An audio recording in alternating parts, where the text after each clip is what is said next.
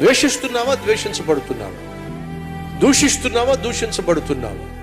అసూయ పడుతున్నావా, లేక అసూయకు నువ్వు బలైపోతున్నావా? ఎవరు నువ్వు? ఇక్కడ కూర్చున్న వారిలో రెండు తెగలు: ద్వేషించే తెగ, దూషించబడే తెగ, పగబట్టే తెగ, పగకు గురైనటువంటి తెగ, అసూయపడే తెగ, అసూయకు గురైనటువంటి తెగ. ఎవరు నువ్వు? వినో, ఈరోజు నిర్దాక్షిణ్యంగా నిన్ను ఎవరైనా ద్వేషిస్తున్నారా, దూషిస్తున్నారా, పగబడుతున్నారా, అసూయ పడుతున్నారా? అయితే వినో, వాళ్ళే నాశనం అయిపోతారు. వాళ్ళే నాశనం అయిపోతారు. అసూయ ఏం చేస్తుందో తెలుసా? అసూయ కలిగిన వ్యక్తినే నాశనం చేస్తుంది.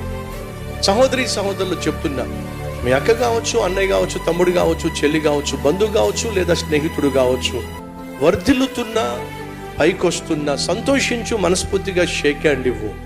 అంతేగాని అసూయ పడ్డావా,